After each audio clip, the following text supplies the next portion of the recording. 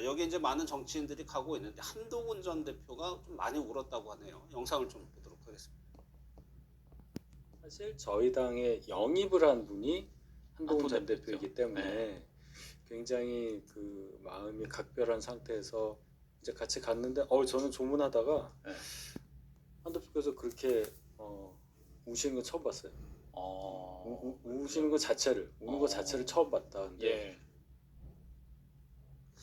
뭐 윤희석 대변인이 좀 설명을 하긴 했지만 한동훈 전 대표하고 이상민 의원하고 상당히 좀 인연이 관계가 좀 깊었나 봐요. 그렇죠. 비대위원장 때 네. 기억을 더듬어 보시면 그때 이제 민주당에서 이상민 전 의원 영입하고 저 영등포에 있었던 그 국회의장 김용주 의원 영입했잖아요. 근데 이상민 의원 영입은 거의 상징적인 사건이었어요. 왜냐하면 사실 이분이 열린 우리당으로 처음에 국회 초선으로 발을 디뎌서 예. 가장 진보적인 계열의 정당으로 국회에 입성하셔서 5선 마지막을 국민의힘 가장 보수적인 정당에서 어쨌든 의정생활을 마무리한 그런 케이스가 돼버린 거잖아요. 예. 한동훈 대표 입장에서는 이렇게 진보와 보수 좌우 스펙트럼을 넘나든 분을 영입을 해서 새로운 정치, 그 다음에 그러니까 말하자면은 이분도 당시 당이 강성당원 이른바 개딸로 지배되는 것이 난 원치 않는다고 강하게 비판하던 그런 차였기 때문에 그런 접점을 가지고 뭔가 새로운 개혁의 정치를 꿈꾸는 어떤 그 동반자이자 어떤 상징성으로서 이렇게 영입했던 분인데 이분이 이렇게 사실 떠나시고 났는데 더더군다나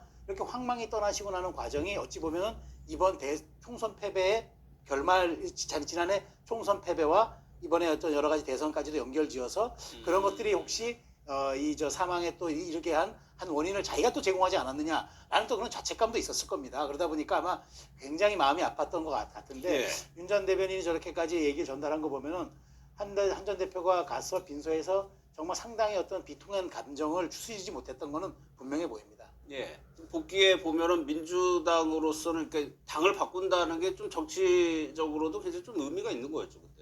그럼요. 뭐 어떤 유명한 정치인이 이런 말을 했습니다. 정치인에게 있어서 정당은 종교와 같다 그랬거든요. 그만큼 이게 정당을 바꾼다는 게 쉬운 일은 아닙니다. 예. 특히나 이제 뭐 같은 뭐 진보적 계열이라든지 아니면 보수 계열에서 보수 계열로 넘어가는 것이 아니라 이 진보 계열에서 보수 계열로 진영을 바꾸는 진영을 거. 바꾼다는 것은 상당히 진짜 결단이 있지 않고서는 어려운 일입니다.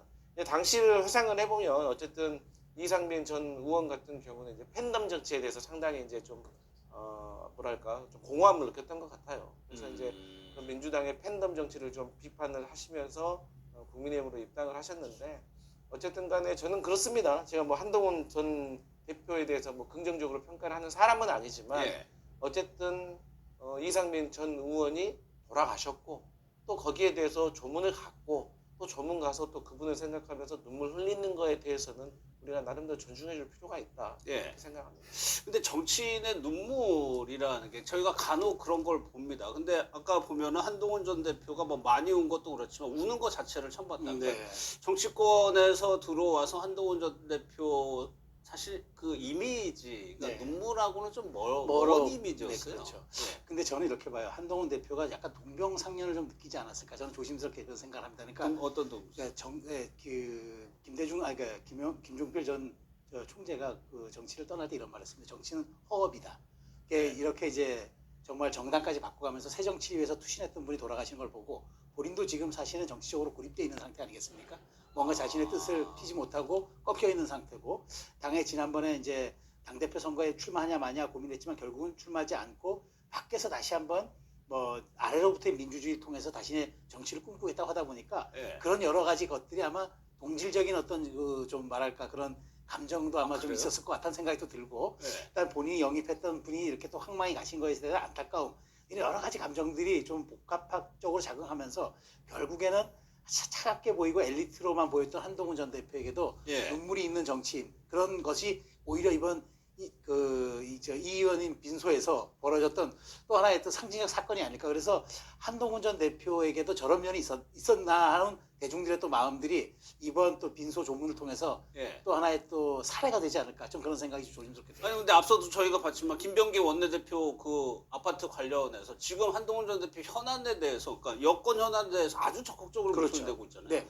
아니, 그렇게 하는 과정이지만 그 과정 속에서 이상민 전 의원이 사실은 67세로 떠난다는 거는 굉장히 일찍 떠나신 지금으로- 것들 빠른 거죠. 이제 예. 그 모든 것에 본인의 좀 회환과 자책도 있는 것 같고 그러면서 지금 현실에 지금 물론 그 여권의 대여 공격수로서 SNS에서는 가장 화력을 뿜어내고 있는 정치인이 한동훈 전 대표이긴 하지만 예. 그럼에도 불구하고 정치에 지금 약간 한켠에 나와 있는 그런 현실도 여러 가지 지금 감안되는 그 빈소에서의 어떤 모습이 아니었을까. 그게 어우러지면서 본인의 감정도 좀 자극이 되지 않았을까라는 생각을 제가 조심스럽게 하는 겁니다. 예. 한동훈 전 대표 잠깐 말씀하셨지만 지금 대여 뭐라 그럴까 예전에 뭐 공격수 역할 많이 했었죠. 여당 대표였을 때도 그렇고 네. 다시 그게 복원되는 듯한 다시 그 활동을 하는 듯한 또 생각도 들거든요.